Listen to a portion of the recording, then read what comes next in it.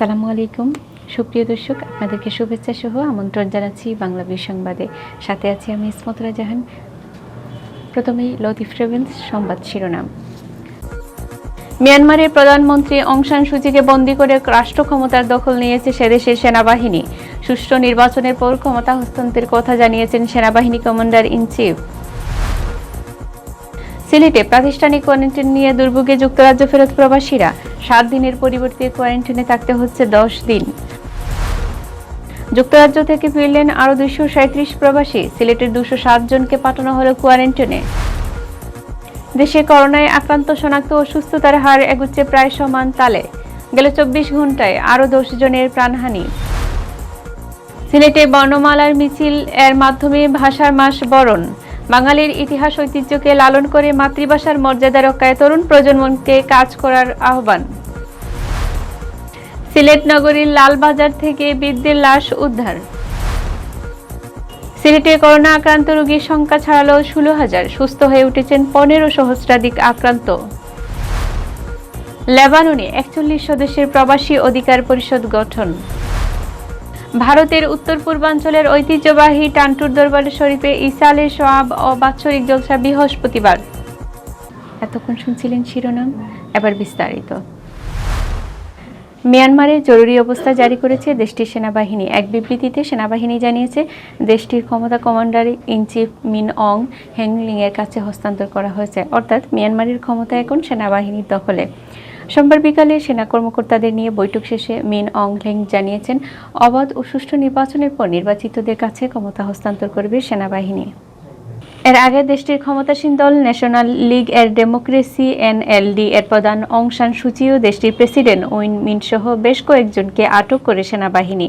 সোমবার সকালে অভিযান চালিয়ে এইসব নেতাকে আটক করা হয়েছে বলে জানিয়েছেন এনএলডির মুখপাত্র মিও নিউন্ট। গেল কয়েকদিন ধরেই সুচির বেসামরিক সরকার এবং দেশটির সেনাবাহিনীর মধ্যে উত্তেজনা বিরাজ করছিল।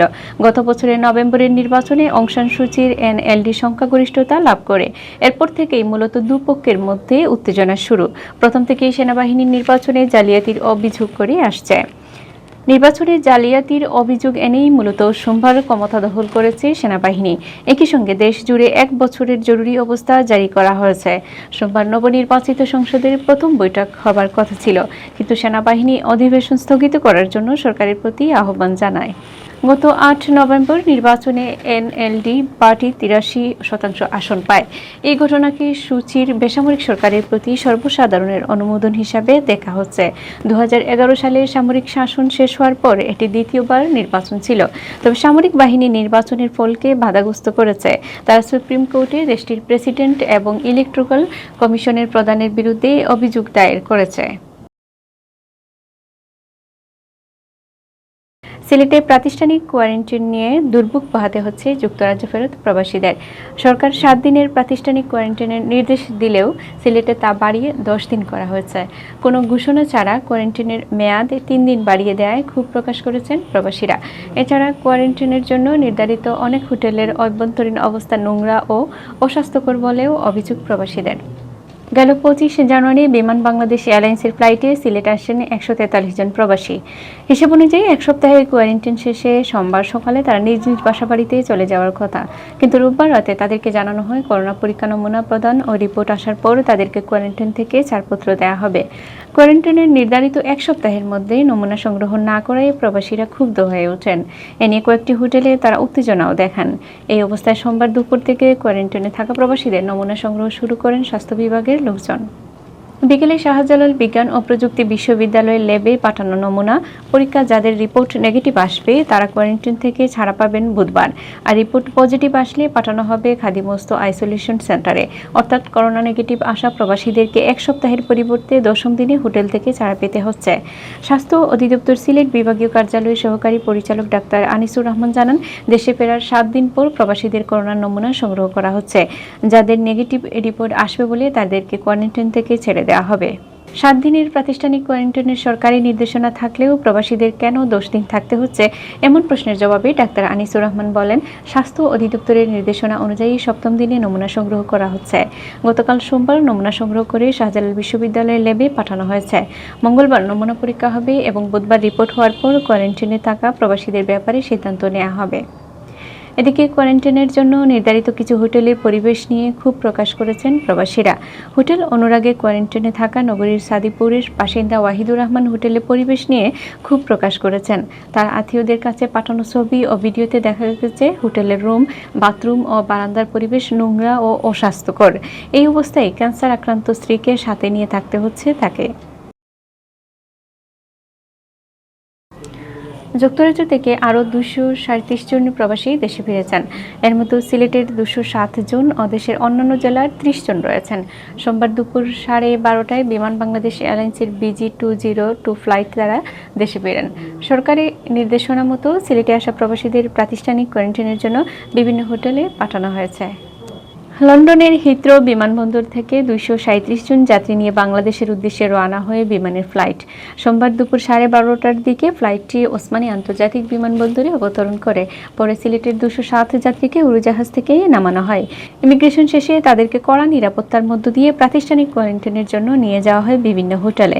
এছাড়া বাকি 30 জন যাত্রীকে নিয়ে বিমান বাংলাদেশ এয়ারলাইন্স ফ্লাইটটি ঢাকাস্থ হজরত শাহজালাল রহমতুল্লাহ আন্তর্জাতিক বিমানবন্দরের উদ্দেশ্যে রওনা হয়।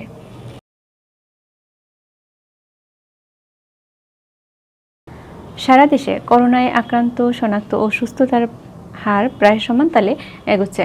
গেল 24 ঘন্টায় আরও 443 জনের শরীরে করোনা ভাইরাস শনাক্ত হয়েছে। অন্যদিকে একই সময় সুস্থ হয়েছেন 472 জন, আর করোনা আক্রান্ত হয়ে মারা গেছেন আরও 10 জন। সোমবার স্বাস্থ্য অধিদপ্তরের অতিরিক্ত মহাপরিচালক ডাক্তার নাসিমা সুলতানা স্বাক্ষরিত করোনা বিষয়ক সংবাদ বিজ্ঞপ্তিতে এ তথ্য জানানো হয়। গেল 24 ঘন্টায় মারা যাওয়া 10 জনের মধ্যে 9 জন পুরুষ ও 1 জন নারী। এ নিয়ে দেশে করোনায় মৃতের সংখ্যা বেড়ে দাঁড়িয়েছে 8,137 জনে। বিজ্ঞপ্তিতে জানানো হয়, গেল 24 ঘন্টায় দেশের 206টি ল্যাবে 12,556টি নমুনা সংগ্রহ করা হয়। এর মধ্যে পরীক্ষা করা হয় 12,475টি নমুনা। নতুন নমুনা পরীক্ষায় করোনা আক্রান্ত শনাক্ত হয়েছেন 443 জন। আর সব মিলিয়ে আক্রান্ত শনাক্তের সংখ্যা দাঁড়ালো 5,35,582 জনে। এদিকে রাজধানী সহ দেশের বিভিন্ন হাসপাতাল ও বাড়িতে উপসর্গবিহীন রোগীসহ গত 24 ঘন্টায় সুস্থ হয়েছেন 472 জন। আর এ পর্যন্ত মোট সুস্থ হয়েছেন 4,80,216 জন। গত 24 ঘন্টায় নমুনা পরীক্ষার হার 3.055%। এ পর্যন্ত নমুনা পরীক্ষা বিবেচনায় শনাক্তের হার 14.62% ও শনাক্ত বিবেচনায় সুস্থতার হার 89.066%। শনাক্ত বিবেচনায় মৃত্যুর হার 1.52%। গেল বছরের 8 মার্চ দেশে প্রথম করোনা ভাইরাসে আক্রান্ত রোগী শনাক্ত ও 18 মার্চ প্রথম করোনা রোগীর মৃত্যু হয়। আর এ পর্যন্ত মোট মৃতদের মধ্যে পুরুষ 6,166 জন ও নারী 1,971 জন।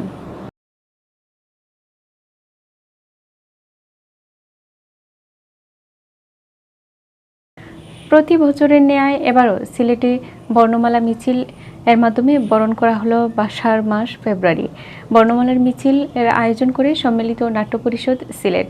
ফেব্রুয়ারির প্রথম দিনে সোমবার সকাল 11টায় সিলেট কেন্দ্রীয় শহীদ মিনারের সামনে থেকে বের করা হয় বর্ণাঢ্য শোভাযাত্রা। নগরীর বিভিন্ন সড়ক প্রদক্ষিণ করে পুনরায় শোভাযাত্রাটি শহীদ মিনারে এসে শেষ হয়। বর্ণমালার মিছিলে বাংলা বর্ণশোভিত প্লেকার্ড নিয়ে অংশ নেন সিলেটের বিভিন্ন সাংস্কৃতিক, সামাজিক ও পেশাজীবী সংগঠনের সংগঠক ও কর্মীরা। পরে ভাষা আন্দোলনের প্রেক্ষাপট নিয়ে সিলেট কেন্দ্রীয় শহীদ মিনারে নৃত্যালৈক্য পরিবেশন করে নৃত্য সংগঠন ছন্দ ও নৃত্যালয়। সম্মিলিত নাট্য পরিষদ সিলেটের সভাপতি মিসফাক আহমেদ চৌধুরী মিশুর সভাপতিত্বে ও সাধারণ সম্পাদক রজত ক্রান্তি গুপ্তের পরিচালনায় বর্ণমালার মিছিলে অংশ নেন সিলেট সিটি কর্পোরেশনের মেয়র আরিফুল হক চৌধুরী, সিলেট জেলা পরিষদের প্রধান নির্বাহী কর্মকর্তা দেবজিৎ সিনহা, মহানগর মুক্তিযোদ্ধা সংসদের সাবেক কমান্ডার ববতুষ রায় বর্মন ও সিলেট জেলা প্রেস ক্লাবের সভাপতি আল আজাদ প্রমুখ। বর্ণমালার মিছিল শেষে সংক্ষিপ্ত অনুষ্ঠানে বক্তারা বলেন, ভাষার মাসকে বরণের মাধ্যমে তরুণ প্রজন্ম যেন বাঙালির ইতিহাস ঐতিহ্যকে লালন করে মাতৃভাষার মর্যাদা রক্ষায় কাজ করে। আমরা মহামারীর কারণে আমাদের আনুষ্ঠানিকতা অনেক কিছু বাদ দিয়েছি। আগামীতে আশা করি এই মহামারী দূর হয়ে যাবে। আমরা আবারও আমাদের বর্ণাঢ্য সেই আয়োজন ধারাবাহিকভাবে করে যেতে পারবো। সম্মিলিত নাট্য পরিষদ কর্তৃক আয়োজিত এই বর্ণমালা দিবসের প্রথম র্যালিতে আমি নগরবাসীর পক্ষ থেকে আপনাদের সকলকে শুভেচ্ছা অভিনন্দন জানাচ্ছি। সেই সাথে আজকে 52 ভাষা আন্দোলনে যারা আত্মাহুতি দিয়েছে আমাদের মায়ের ভাষা বাংলা ভাষার জন্য, তার ধারাবাহিকতায় আমরা সেই আমাদের ভবিষ্যৎ প্রজন্মের কাছে, সেটা ধরে রাখার জন্য আজকে সম্মিলিত নাট্য পরিষদ যে র্যালি বর্ণাঢ্য শোভাযাত্রা শুরু করেছে, এটা সত্যি প্রশংসার দাবি রাখে। সিলেট নগরীর লালবাজারে একটি হোটেলের পেছন থেকে এক বৃদ্ধের লাশ উদ্ধার করা হয়েছে। লাশের কানের পাশে ছুরিকাঘাতের চিহ্ন ছিল। পুলিশের ধারণা, একদিন আগে দুর্বৃত্তরা ওই বৃদ্ধকে খুন করে হোটেলের পিছনে লাশটি ফেলে গেছে। সোমবার দুপুর 12টার দিকে মোহাম্মদীয় আবাসিক হোটেলের পেছনের গলি থেকে লাশটি উদ্ধার করা হয়। নিহত ব্যক্তির নাম রেজাউল করিম হায়াত। তিনি সিলেটের কোম্পানীগঞ্জ উপজেলার কালাছাদি গ্রামের চেরাগালির ছেলে। পুলিশে জানায়, মোহাম্মদীয় হোটেলের পেছনে আনুমানিক 50 বছর বয়সী এক ব্যক্তির লাশ পড়ে থাকতে দেখে স্থানীয় ব্যবসায়ীরা পুলিশে খবর দেয়। পুলিশ গিয়ে লাশ উদ্ধার করে। সুরতহাল প্রতিবেদন তৈরির সময় লাশের বাম কানের উপর ছুরিকাঘাতের চিহ্ন পাওয়া গেছে। ময়নাতদন্তের জন্য লাশ ওসমানী মেডিকেল কলেজ হাসপাতালের মর্গে প্রেরণ করা হয়েছে। প্রাথমিকভাবে ধারণা করা হচ্ছে, একদিন আগে কেউ ওই ব্যক্তিকে খুন করে লাশ এখানে ফেলে গেছে। এদিকে লাশ উদ্ধারের পর police bureau of investigation PBI ঘটনাস্থল পরিদর্শন করেছে। তারা লাশের আঙ্গুলের ছাপসহ প্রয়োজনীয় আলামত সংগ্রহ করেছে। আমরা সকাল 10টার সময় সংবাদ পাই যে একটা ডেড বডি পড়ে আছে 2 বিল্ডিংয়ের মাঝখানে একটা ফাঁকা জায়গা, ছোট গলির মধ্যে। খবর পাই আমি, ইন্সপেক্টর তদন্ত এসি কোতোয়ালি এবং আমার বন্দর ফাঁড়ির আইসি টু আইসি সহ আমরা এসে লাশ উদ্ধার করি। যে ব্যক্তিকে পাওয়া গেছে এর বয়স হবে অনুমান 55 বছর হবে। হোটেল মোহাম্মদিয়া আর আলফালা টাওয়ারের মধ্যবর্তী একটা স্থানে ড্রেনের উপরে।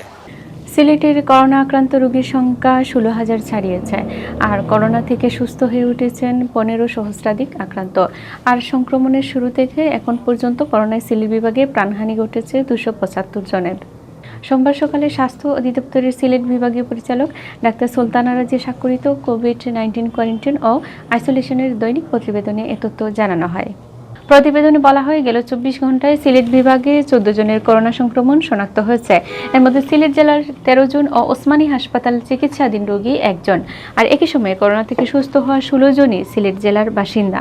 স্বাস্থ্য অধিদপ্তরের সিলেট বিভাগীয় অফিস সূত্র জানায়, সোমবার সকাল 8টা পর্যন্ত সিলেট বিভাগে করোনা প্রমাণিত রোগীর সংখ্যা বেড়ে দাঁড়িয়েছে 16,002 জনে। এর মধ্যে সিলেট জেলায় অর্ধেকেরও বেশি 9,561 জন।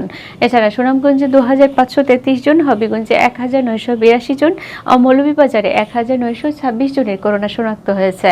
সিলেটের 4 জেলায় 31 জন করোনা আক্রান্ত রোগী হাসপাতালে চিকিৎসা নিচ্ছেন, যাদের 29 জন সিলেট জেলার বিভিন্ন হাসপাতাল ও মৌলভীবাজারের 2 জন চিকিৎসা নিচ্ছেন। এছাড়া এখন পর্যন্ত সুস্থ হয়েছেন বিভাগের 15,131 জন করোনা আক্রান্ত রোগী এবং মৃত্যুবরণ করেছেন 275 জন। এসো এক হই, অধিকারের কথা কই, এই স্লোগান নিয়ে ক্রমেই বেড়ে চলছে প্রবাসী অধিকার পরিষদ। ইতিমধ্যে বিশ্বের বিভিন্ন দেশে এই সংগঠনটির আত্মপ্রকাশ ঘটেছে। লেবাননেও গঠন করা হয়েছে 41 সদস্যের কমিটি। শনিবার মোহাম্মদ রতন সরকারকে সভাপতি, অনু আরিংকে সাধারণ সম্পাদক ও রবিউল ইসলাম রুবেলকে সাংগঠনিক সম্পাদক করে 41 সদস্যের কমিটি গঠন করা হয়। কমিটি অনুমোদন দিয়েছেন বাংলাদেশ প্রবাসী অধিকার পরিষদের সভাপতি মোহাম্মদ কবির হোসেন ও সাধারণ সম্পাদক বিপ্লব পোদ্দার। দায়িত্ব পেয়ে নবনির্বাচিত সভাপতি রতন সরকার বলেন, লেবাননে আমরা দীর্ঘদিন ধরে বাংলাদেশ প্রবাসীদের অধিকার আদায়ে কাজ করছি। এই সংগঠনের মাধ্যমে আগামীতে প্রবাসীদের জন্য আরও ভালো কিছু করার চেষ্টা করব। ভারতের উত্তর পূর্বাঞ্চলের ঐতিহ্যবাহী টান্টুর দরবার শরীফের শাহ সুফি মাওলানা পীর আব্দুল আজিজ চৌধুরী নকশবন্দি মুজাহিদ্দি রহমতুল্লাহ ও শাহ সুফি পীর আতাউর রহমান চৌধুরী নকশবন্দি মুজাদ্দেহি রহমতুল্লাহ এর ইশালে সোয়াব ও তরিকতের বাৎসরিক জলসার আয়োজন করা হয়েছে। 4 ফেব্রুয়ারি বৃহস্পতিবার এই মাহফিল অনুষ্ঠিত হবে। টান্টুর জলসায় গাড়িতে মাইক বাজিয়ে না যাওয়ার আহ্বান জানিয়েছেন পীরজাদা আব্দুল বাসিত চৌধুরী। বর্তমান পরিস্থিতিতে জলসায় অনুমতি দেওয়ায় হাইলাকান্দি জেলা প্রশাসনকে ধন্যবাদ জানান তিনি। জলসা সুন্দর ও সার্থক করে তুলতে বরাক উপত্যকার সর্বশ্রেণীর জনসাধারণের আন্তরিক সহযোগিতা কামনা করছেন পীরজাদা আব্দুল বাসিত চৌধুরী ও জলসা কমিটির সম্পাদক মোহাম্মদ ফারুক হোসেন চৌধুরী। এই মহফিল সহযোগিতার জন্য বরাকের সর্বস্তরের জনসাধারণের সহযোগিতা একান্ত জরুরি এবং আমি কামনা করছি আপনারা এই মুবারক মহফিলে সহযোগিতা করবেন। এতক্ষণ শুনছিলেন বাংলা ভিউ রাতের সংবাদ। এরপর প্রচারিত হবে সিলেটের আঞ্চলিক ভাষার সংবাদ। দেখার আমন্ত্রণ রইল। আল্লাহ হাফেজ।